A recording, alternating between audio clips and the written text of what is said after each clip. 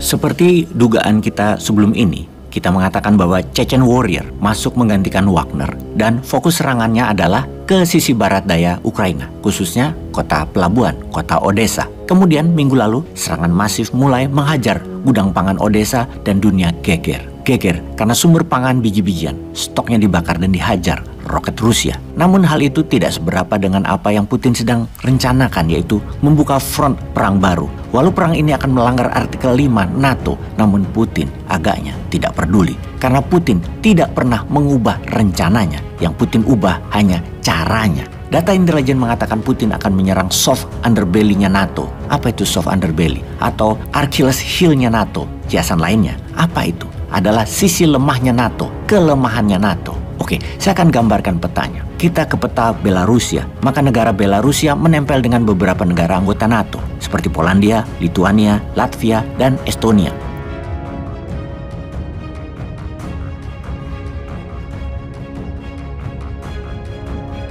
Kita memfokuskan ke sebuah wilayah antara Polandia dan Lituania. Ada wilayah milik Rusia bernama Kaliningrad.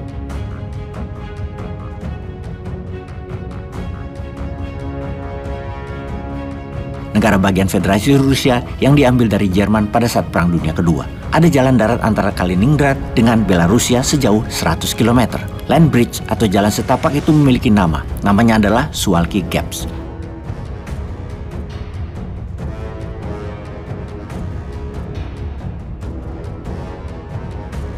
Atau Suwalki Koridor atau celah Suwalki yang merupakan wilayah NATO tentunya antara Polandia dan Lituania. Celah Suwalki inilah yang disebut sebagai NATO soft underbelly atau NATO Achilles heel. Titik terlemah NATO bahkan disebut sebagai wilayah paling berbahaya pada saat ini. Karena melalui Suwalki inilah Polandia menghubungkan ketiga negara Baltik, Lituania, Latvia, dan Estonia. Dan ini merupakan cross pertemuan juga dengan Belarusia ke Kaliningrad. Kalau wilayah itu diserang Putin, maka tiga negara Baltik tersebut akan terputus hubungan daratnya dengan negara NATO lainnya. Bisa dikatakan bahwa Suwalki Gaps dalam militer bisa merupakan choke point-nya Putin untuk mencekik tiga negara NATO tersebut. Setelahnya tentunya. Sejauh ini Kremlin tidak mengatakan apapun, namun baru-baru ini parlemen Rusia menyebutkan kalau ada operasi militer maka tidak satu tentara Rusia pun yang melakukannya. Lalu siapa?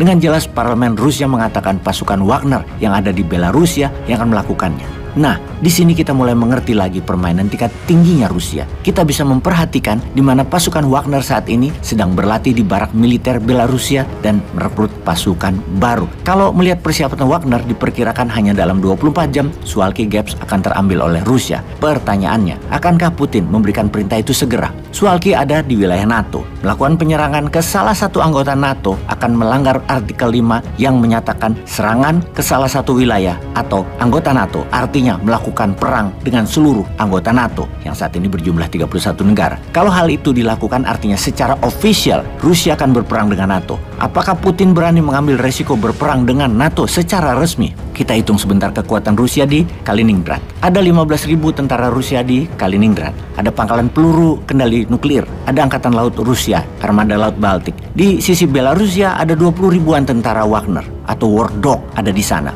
Land bridge attack atau serangan mengambil jalan utama pernah Wagner lakukan sewaktu mengambil Crimea di tahun 2014 yang menghubungkan Crimea dengan wilayah Rusia. Jadi dapat dipastikan mengambil Suwalki Gaps bukan hal yang sulit dilakukan oleh Wagner. Di sisi lain, perang resmi dengan NATO adalah risiko besar bagi Rusia sehingga secara logika Putin tidak akan melakukannya. Sekali lagi, dilihat secara logika. Di mana di saat yang sama, dua airstrike atau serangan udara dengan menggunakan roket Rusia menyerang gudang pangan biji-bijian di Odessa. Rusia dengan resmi mengatakan serangan itu adalah revenge strike atau serangan balas dendam, membalas serangan di jembatan Crimea beberapa saat yang lalu. Bersama dengan itu, Rusia menutup pelabuhan Laut Hitam Black Sea yang membuat kapal niaga tidak boleh lagi berlabuh dan angkat jangkar dari pelabuhan Ukraina untuk menjual biji-bijian atau grain, di mana Ukraina merupakan penghasil grain 15% dunia dari 30% sebelum perang untuk komoditas tertentu, bahkan bagi sunflower seed merupakan 50% produk dunia. Mengapa Rusia menutup transaksi yang melalui Laut Hitam? Karena Rusia mengatakan Ukraina melanggar perjanjian yang harusnya transaksi tersebut